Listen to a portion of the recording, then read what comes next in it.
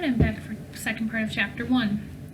Finally free from the masked man's literary army, the royals and their rescuers could all breathe a little easier. Jack and Goldilocks took the reins of their horses and steered them into a sharp left, leading the party straight into the dwarf forest. "Where are we going?" Snow White asked. "Someplace the masked man and his army will never find us," Goldilocks said. "Now everyone keep as quiet as possible," Jack instructed. "The less noise we make, the better." The royals obeyed his instructions. The rescue party spent the rest of the day traveling deeper and deeper into the dwarf forest. The kings and queens glanced around nervously at the thick forest, as most of them had never been in this part before. They kept waiting for something frightening to appear, but the forest that was infamously housed the most dangerous creatures and criminals in the fairy tale world seemed rather empty. They reached a hilly part of the woods just before nightfall. Goldilocks stopped the procession in front of a large boulder sticking into the hillside. She covered her mouth and made a peculiar shape with her hands. "Cuckoo! Cuckoo!" she called. The bird call echoed through the forest. The party waited anxiously in silence. A moment later, a faint bird call came from somewhere beyond the boulder. "Cuckoo-ca! Cuckoo-ca!" The boulder had slowly rolled away by two monstrous black bears, revealing a hidden tunnel in the hillside. The sight of the bears frightened the royals, and they held one another closer. "Don't be scared, they're with us," Goldilocks whispered. "If anyone has reservations about bears, it's me." The carriage moved into the tunnel, and the men on horseback followed. Once the entire rescue party was inside, the bears rolled the boulder back to the entrance, and it was hidden again. The rescue party traveled down the tunnel for several hundred feet, and then entered a cavernous mine. The ground was covered with cart tracks that stretched into more tunnels going deeper into the hillside. Thousands of fireflies covered the stalactites above, illuminating the dark cave like an earthy chandelier. Dozens of sheets and quilts were draped over the stalagmites to make several tents. The royal families were very surprised to see that they were among hundreds of refugees. Families of humans, elves, trolls, and goblins were dispersed throughout the mine. There was also several groups of animals: foxes, wolves, badgers, bears, and birds of every kind. Even the animals were taking shelter during this terrible time, which explained why the forest was so empty. There were a few familiar faces among the hideaways as well. Hagatha and Friar Tuck were cooking a meal together in a large cauldron. The traveling tradesman, the old geezer who sold Jack the magic beans that grew the infamous beanstalk, sat against a stalagmite as he counted a collection of chicken feet he kept in a small sack. Queen Red Riding Hood was in the back of the mine, sitting quietly alone. Her granny and the little old woman from the Shoe Inn sat nearest her, knitting quilts to make more tents. Slightly, the lost boy who had turned into a baby thanks to a youth potion was taking a nap in a bassinet beside the older women. Bluebeau, the young flying monkey, was curled up in the bassinet beside him. Thanks to Granny's bad eyesight, she thought he was an extremely furry infant. Being the pets of high-maintenance women, Claudius and Lester had become fast friends when they were brought to the mine. The animals also napped together, taking turns as using each other as a pillow.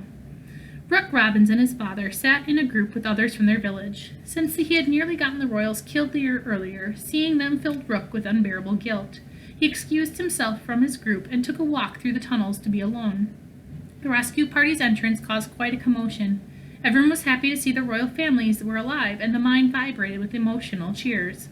The refugees surrounding the carriage and welcomed their leaders to the only sanctuary left in the fairy tale world. "Thank the heavens you're all right," Hagatha said. "All our prayers have been answered," Friar Tuck said.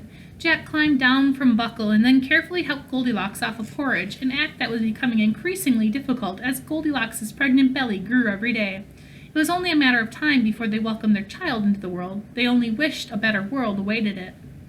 Robin Hood and the merry men eagerly helped the queens down from the carriage, kissing their hands as they did so, which greatly annoyed their husbands. "Where are we?" Sleeping Beauty asked. "We're in an abandoned dwarf mine in the west hills of the dwarf forest," Goldilocks said. "It's not the extravagance you're used to, but we'll be safe here. Very few people know it exists, and it's miles from the parts of the woods being burned down. We were taking shelter in a small cave in the northern mountains, but as you can see, our numbers have grown," Jack said. "Where are all these people and creatures from?" King Chase asked. "All over the kingdoms," Goldilocks said. "There are a few who managed to escape the masked man's army. Just like you, they've lost everything they had." The royals were very sympathetic to the people around them, but clearly had hesitations about sharing a mine with creatures from the forest. "I assure you, everyone and everything in this mine is safe," Sir Lambton said. "We're all united by the same enemy and must stay that way if we want to reclaim our world." The royal families looked among themselves and nodded. You won't find any objection from us, Empress Alvina said on the royals' behalf. We need to put aside our differences from the past, otherwise there will be no hope for the future. Since the elves had a long history of being ostracized from other kingdoms, the Empress's words spoke volumes. They had already lost so much. Unity was something they couldn't afford to lose next. Where are all the fairies? Rapunzel asked. In hiding, hopefully, Goldilocks said. Is it true the fairy council was turned to stone? Trobella asked. We don't know, Jack said with a long sigh. Shortly after the kingdoms were attacked, Alex and Connor went to the fairy kingdom to find the council and get help, but they never came back. Everyone in the mine looked at the ground with worried eyes and a heavy heart. This was the most distressing news of all. Without the fairy council or the Bailey twins, how would they ever defeat the masked man and his literary army? The future looked even bleaker than it had before. Alex was right, Cinderella said. The fairy council should have listened to her. Had they gone after the masked man like she requested, none of this would have happened. What about Charlie or that monster who took him? King Chandler said. Has anyone tracked down their whereabouts? All the refugees turned to Red, but the queen remained silent. She didn't have the strength to relive it. Red and the Lost Boys found him at Moriana's cottage, Goldilocks said. The witch has imprisoned him inside a magic mirror. They also found the missing children from the Corner and Charming Kingdom. They're under some sort of spell that's draining their youth. With everything else that had happened, the royals had almost forgotten about the missing children. Can't we plan a rescue to get them? Rapunzel asked. The children have been cursed with very dark magic, Hagata explained. Moving them from their beds may take their life force away completely. But what about Charlie? King Chandler asked. How do we get him out of the mirror? We can't, Red said weakly. Once you're imprisoned in a magic mirror, it's nearly impossible to be freed. It takes powerful magic to put someone inside a mirror, but even more powerful magic to take someone out. She's right, Snow White said. My stepmother spent her whole life trying to free the man from her mirror. She was determined and capable as anyone, and even she needed the wishing spell to do it. The Charming brothers didn't want to believe it, but there was no escaping the truth. There wasn't a silver lining in sight for any of their worries. They're no longer missing if we know their location, Cinderella said. We must find comfort where we can, otherwise we'll worry ourselves to death. God willing, the children and Charlie will be among many things we salvage in the months ahead. Yes, but how do we begin salvaging anything, Sir William said. Have we ever faced a threat with such disadvantages? It seemed every question was only followed by more terrible news, so everyone in the mine went silent. No one wanted to accept defeat, and the little hope surviving in their hearts was dying fast. If something didn't happen soon, the fairy tale world as they knew it would be gone forever.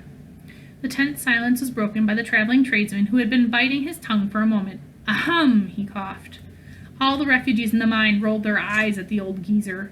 Clearly he was very unpopular among the survivors. When no one gave him the floor, the old man tried to get their attention again. Ahem, he said even louder. Agatha was the only one with enough patience to acknowledge him. Yes, what is it, old man? She asked. May I offer a suggestion? The traveling tradesman asked.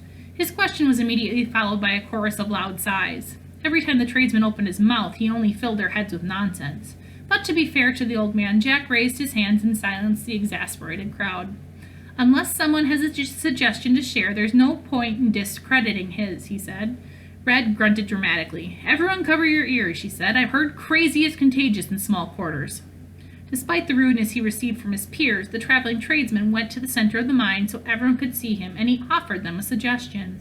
Perhaps we're all looking at the situation from the wrong perspective, he said. In times as troubling as these, let us not torture ourselves further with questions that don't have answers. Let's ask the rocks. He proposed the idea as if everyone else was supposed to know what he was talking about. Ask the rocks, Robin Hood said. Merry men, I believe this strange old man is off his rocker. Robin Hood laughed wildly at his own joke, but no one joined him. The tradesman was frustrated that he had to explain himself. Not just any rocks, he said. In my possession, I happen to have precious premonition stones that are directly connected to the wall of fates. The wacky man reached for his stones, but they were missing from his belt. He spun around in circles, looking all over the ground for where he might have dropped them. Where on earth are my precious stones? He demanded. Has anyone seen them? They were in a skunk-skin sack. All 5 of the Lost Boys turned bright red. Oops, Toodles said. We might have used those during the rescue. You did what? The tradesman yelled. Those rocks were thousands of years old. They meant for predicting the future, not slingshots. Sorry, we didn't mean to, Toodles said. They didn't look like special rocks to us, Curly said. You really shouldn't leave your stones lying around, said Nibs. Yeah, there are kids in here, the lost twin said. The tradesman sat on the ground and wrapped his arms around his head. Now what am I supposed to use to predict the will of the fates, he said. The lost boys checked their pockets. Would marbles work? Toodles asked. The traveling tradesman let out a deep, apprehensive sigh. Very well, hand them over. Toodles poured a small bag of colorful marbles into the tradesman's shaky hands. He closed his eyes and rubbed the marbles together and whispered strange gibberish to them. Finally, he threw them on the ground in front of him and carefully watched them bounce and roll into one another. Interesting, he said. Very interesting. The tradesman hemmed and hawed as if the marbles were speaking a language only he understood. It was much more of an ordeal than the refugees were expecting. Curiosity got the better of them, and they formed a circle around him. What are the marbles saying? Jack asked. Don't be ridiculous. Marbles don't speak. They simply move as fates command, the tradesman said. You see this gray one, dull, dreary, and stuck in the dirt? That represents us. See the blue one and the pink one moving together in perfect unison away from the gray? Those must represent the twins. Fear not, the Baileys are alive. A few of the refugees cheered, but quickly stopped when they remembered the information was coming from the old geezer talking to marbles. But where are they? Jack asked. They're far away from us now, most likely in the other world. But wait! All the refugees leaned in a little closer. Crazy or not, this was still the most entertaining thing they'd seen in weeks. See how the blue and pink had rolled toward the silver, yellow, purple, and red? Now watch. The pink and blue are rolling back to the gray with the silver, yellow, purple, and red. Look, all the marbles have knocked the gray out of the dirt. It's a miracle! The tradesman leaped to his feet and threw his hands in the air in celebration. The refugees were on pins and needles waiting for the message to be interpreted. Even if the news was not as great as it appeared, the tradesman's enthusiasm was infectious. They hoped that it wasn't the crazy Red was talking about. What does it all mean? Jack asked. It means the twins will have to travel to places far and far away and will return to help and save our world, the tradesman said. But this all will happen if and only if, yes, worlds collide, the tradesman said with large, energetic eyes. No one had a clue what the old man was talking about, but they were all so desperate for something positive they took it as a good sign. Red, on the other hand, was not as enthusiastic. All I see is an old man who's lost his marbles, she said. The other refugees slowly came to their senses too. Just because this was the closest thing to good news that they had received didn't make it credible.